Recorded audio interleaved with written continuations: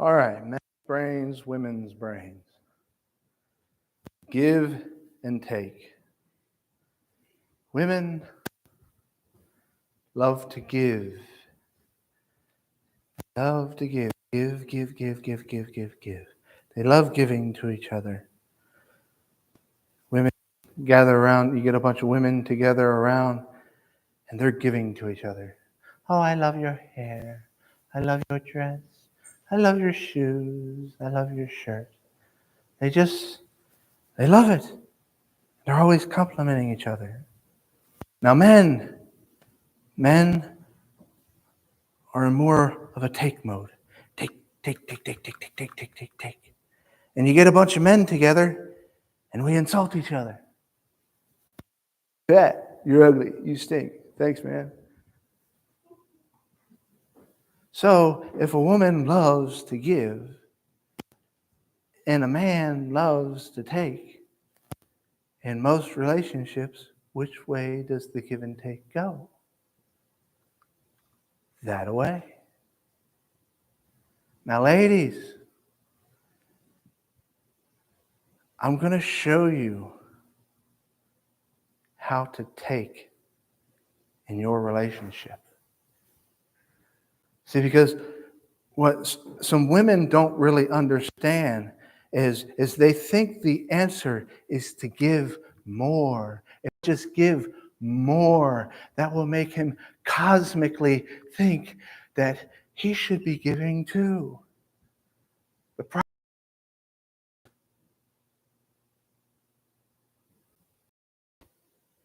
you should know by now doing that is like giving the man a hint. He doesn't understand hints. For instance, if let's say your husband left their underwear on the floor, you don't go to him and say, "Are those yours? Just, can you pick them up?" We don't understand the hint because if you ask us that, our answer is going to be, "I certainly hope so. Otherwise, I got a few questions of my own." We don't take hints very well. We don't understand cosmically how to give back to you. And you hear these women, and I know you've probably heard women that said, "I've given and given and given to that man. I've got nothing left to give." And then you look at the husband, and he's like, "I thought we had a good marriage." Well, it's been great for him. But ladies, if you are truly to be happy in marriage, you have to learn how to take.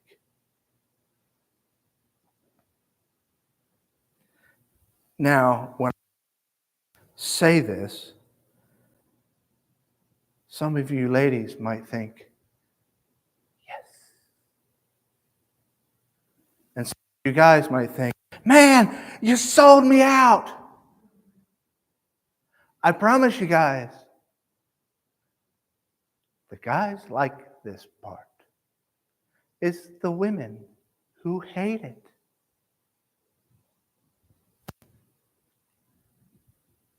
How to get a man to do what you want him to do. 4 steps. First one, you have to ask him more than once. When I was going through this, I didn't believe that either. So I thought, I will test the waters with this. I believe I can prove this wrong. So I decided to do my own research. I go to Walmart or Nichols or someplace like that, and I see a lady with kids in a cart pushing them around. So I'm like, okay, there's a good chance that she's married. Because one thing I wouldn't do is I wouldn't walk up to a woman because that just freaks me out. So I make sure that they have a kid, and then I walk up to the first one, And I said, "Hi, my name is Mike. I'm a deacon at the Quincy Church of Christ, and I'm doing this marriage seminar and gaining some research, and I'm wondering if I could ask you a few questions." And they're like, "Oh, sure, sure." I said, "Do you have a problem getting your husband to do stuff?" She said, "Mike, you have no idea.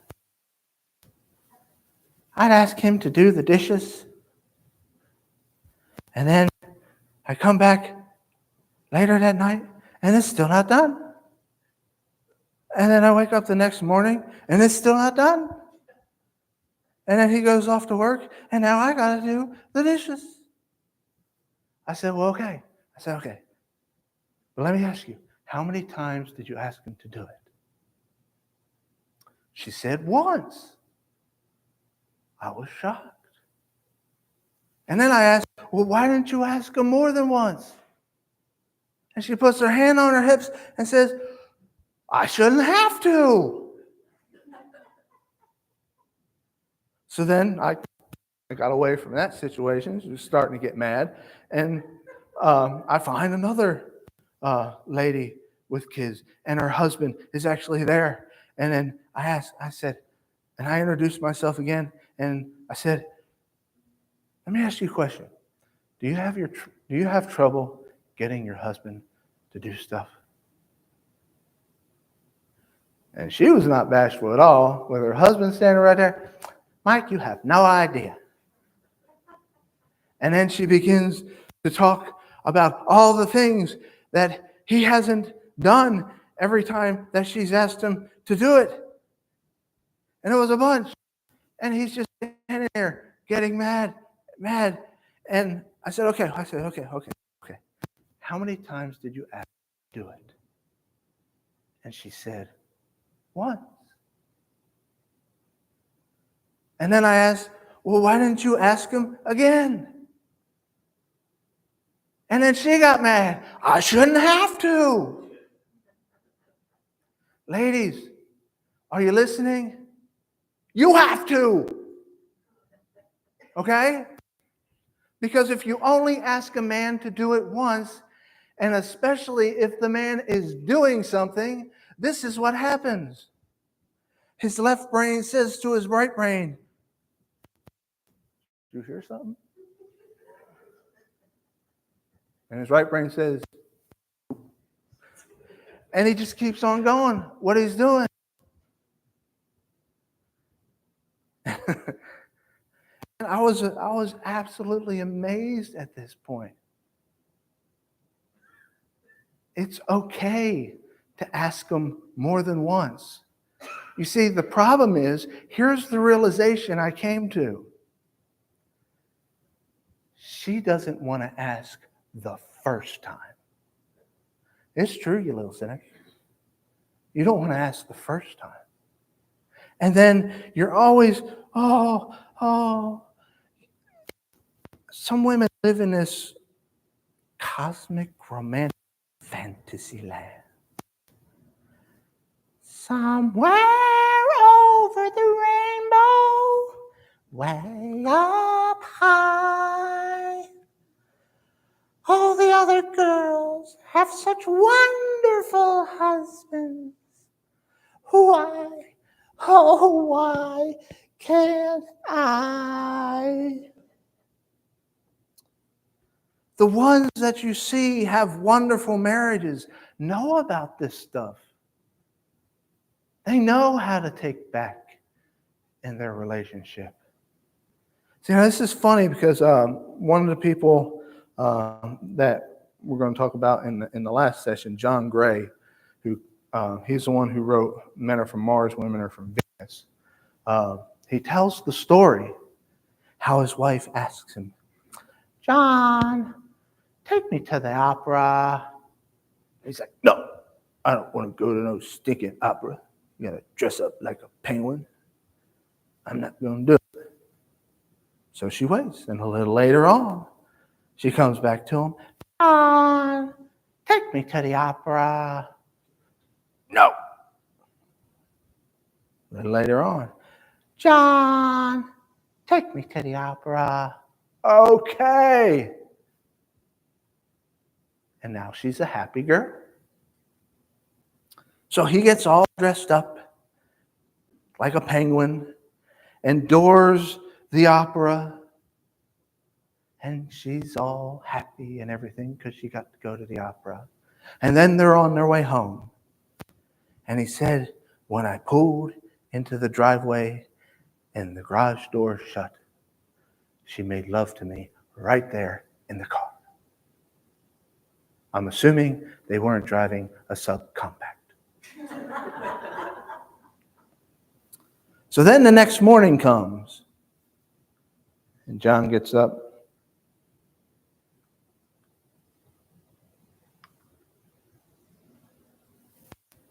Yeah. How much are season tickets opera?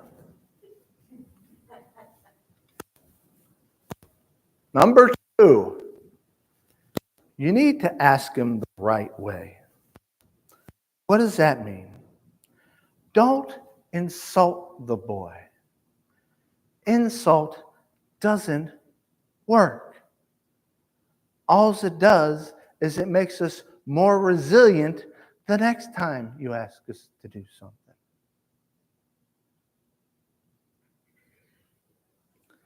See, if you ask him, well, why won't you pick up the laundry? Are you too stupid to pick up the laundry? Yeah, I am. It doesn't work for a man.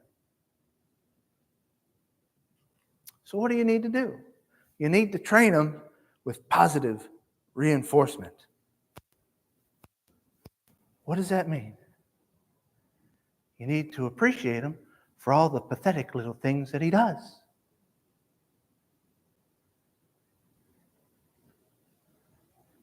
See, men thrive off of the encouragement.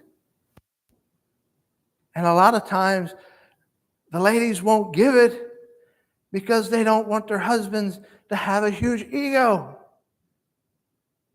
But ladies, you have to realize it has nothing to do with the ego. If you give him positive reinforcement for all the little things that he does, he's going to want to do more. And then, number 4, you need to barter with him. Well, what does that mean? It's like a trade-off. You walk up to the boy and you say, would you like to do this thing you'd like to do? Well, do this for me, and you can do that. What's the catch? No catch. You do this, or do this for me, and you can do that. So then he's doing it because we understand what the rules are. And the biggest tool a woman has in her arsenal to barter with, we'll get into later. Men's brains, women's brains, how they think about themselves. Women don't think too highly about themselves. I'm too fat. I'm too tall. I'm too ugly. Blah, blah, blah, blah, blah. Now, men, on the other hand, we love ourselves. Just ask, we'll tell you. If you get a camera, shine it at a bunch of ladies, you a lot of times you see that, ow, put it away. Shine a camera at a bunch of guys, what do you get?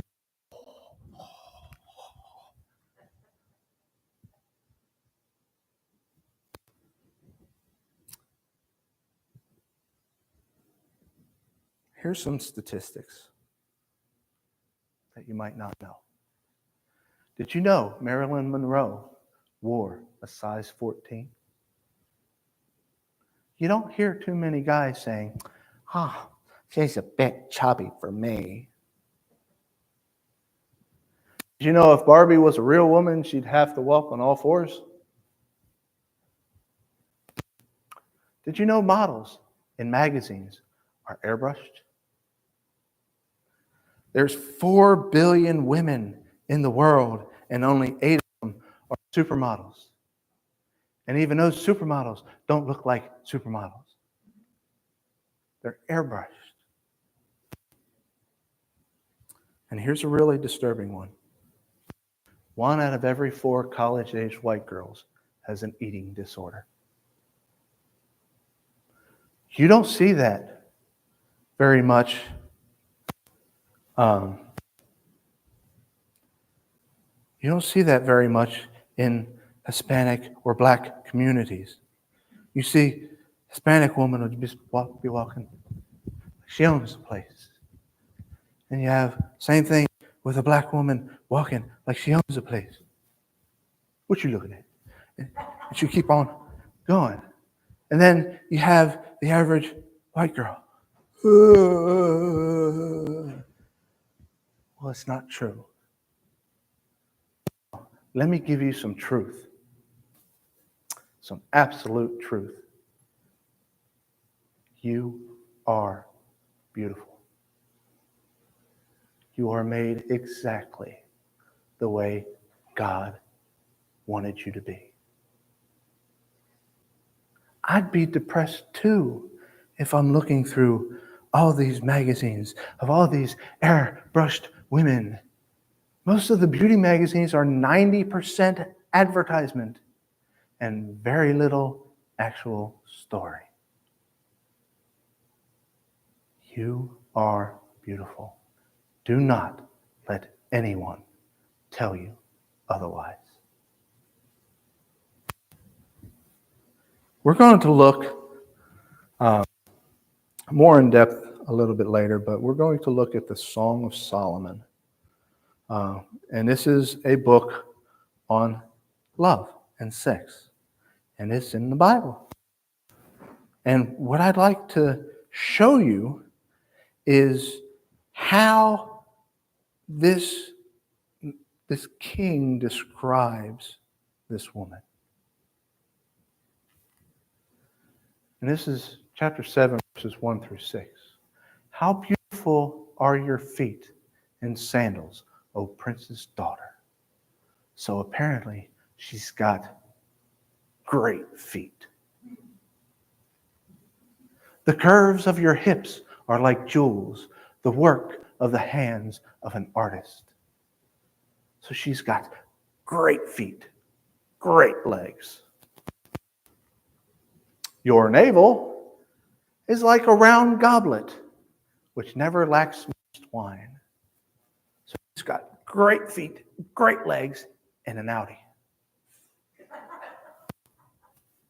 Your belly is like a heap of wheat, fenced about with lilies. So she's got great feet, great legs, an Audi, and a pot belly thing going. 2 breasts, like 2 fawns, twins of a gazelle. Great feet, great legs, Audi, pot belly, and little breasts. Your neck is like a tower of ivory. So she's got great feet, great legs, Audi, pot belly, little breasts, and a long. She's got this giraffe thing going on. Your eyes like the pools in Heshbon by the gate of Bethraven. She had deep, dark green eyes. So she's got great feet, great legs, an Audi, a pot belly, little breasts, a long neck, and deep green eyes. Your nose is like the tower of Lebanon, which faces towards Damascus. So she's got great feet, great legs, Audi, pot belly, little breasts, long neck, deep dark eyes, and a huge schnoz. So what does he say about her? How beautiful and how delightful you are, love. all your charms. He was crazy about this woman. The unconditional lie. What is the unconditional lie? Sometimes when women tend to get together and go on these retreats and stuff, I like to call them estrogen fests. But they get together and sometimes things that are taught is unconditional love requires an unconditional relationship. Unconditional love demands an unconditional relationship. It all sounds spiritual, it all sounds holy, but it is patently false. Unconditional love demands a condition. Unconditional love requires a condition. If you have an unconditional relationship with a child, he's going to grow up to be a hellion. If you have an unconditional relationship with a teenager, he'll take himself down and everybody he can with him.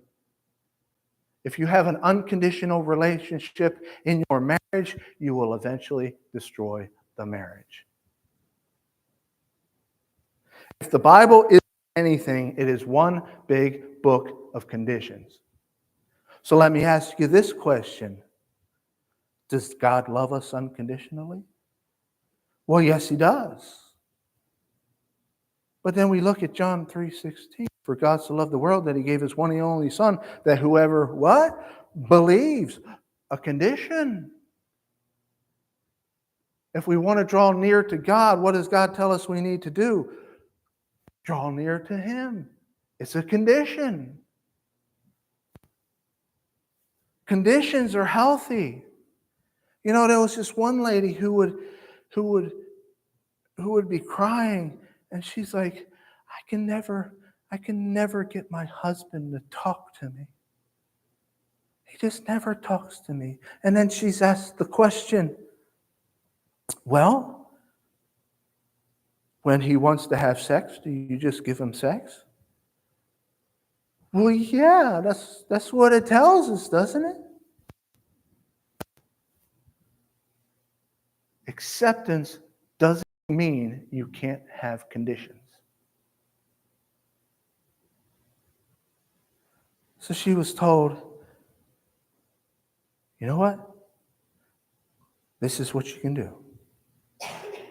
The next time he wants to have sex with you, tell him, I'm going to rock your world. But we're going to talk for 5 minutes first. And she's like, well, that's healthy? Yes, it's healthy. It's healthy to show him and put him in that position to where you can take back in the relationship. Because if all you do is give, you're going to put yourselves to death. Men's brains, women's brains. In closing, for the men's brains, women's brains, we are going to talk about how they are portrayed in movies. You have guy flicks and you have chick flicks. A guy flick is a guy flick as long as someone's dying. And the more horrible the death, the more we love it. Oh man, look at that. Oh, that's gotta hurt. That's gotta hurt. Man, rewind that. Let's watch it again. Because we love it.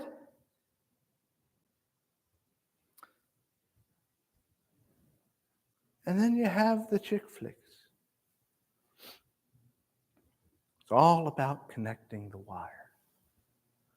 A good chick flick movie could be 4 ladies sitting around a table talking. And they just love it. It's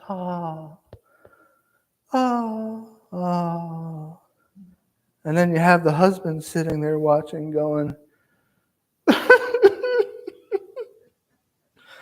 Oh, shoot me, please. And it's hilarious. Now, when it comes to guy flicks and chick flicks, they all have one common denominator. And that common denominator is the hero always goes back for the girl. So, guys, go on your adventures. Achieve your dreams. Overcome your obstacles. But don't forget about the girl. You know, I have this chick flick movie out there, Jerry Maguire. And he's striving to get this big contract and achieve everything he always wanted to achieve. And it ended up breaking the two of them apart. And then he finally got everything that he wanted. And he realized it didn't matter because he didn't have the girl. He's on a plane and he goes over there and her and her girlfriends are in there talking and she's like, "What are you doing here?" And then he begins to explain to her that he got everything he could have got, but it means nothing to him without her. And then one of the most famous lines in the movie, "You had me at hello." So always go back for the girl. You know, Adam in the Garden of Eden was there to protect the garden. And some people might ask me, well, where would you be without women? I'd say the Garden of Eden. But Adam was told to protect the garden. And he failed to do his job. Well, how do we know that? When we read the story, the serpent, he should have kicked the serpent out on his butt. I mean, I'm not sure at that point if serpents had butts, but when God handles you, he doesn't anymore, if he did. But the serpent talks to Eve and convinces her to eat. And then she turned around and handed it to who? Adam. She didn't have to run through the whole garden. Adam! Adam! Where you, boy?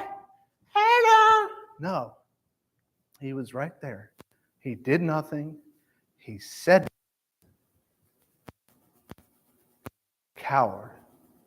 And the father, coward. Don't be like that first Adam. Don't be afraid to engage your wife. Don't be afraid to engage your children.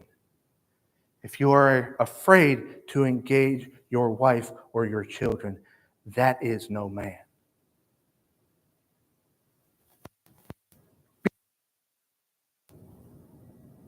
Be like the second Adam. Refers to Jesus. The first Adam messed everything up. The second Adam came back and set everything straight at great cost to himself. He came back for the girl. So guys, go on your adventures. Yes. Achieve your goals. Yes. Overcome your obstacles. Yes, yes, yes. But don't forget to go back for the girl. Don't get so caught up in your little lives that you forget about her. It's not worth it.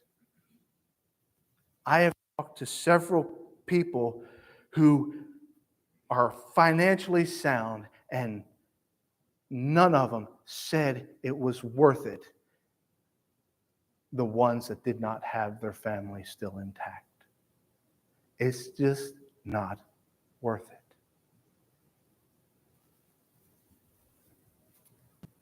We're actually going to take a little lunch at this time. And when we come back, we are going to hit the why does he do that? Why does she do that? And the number one key to incredible sex. So, lunchtime.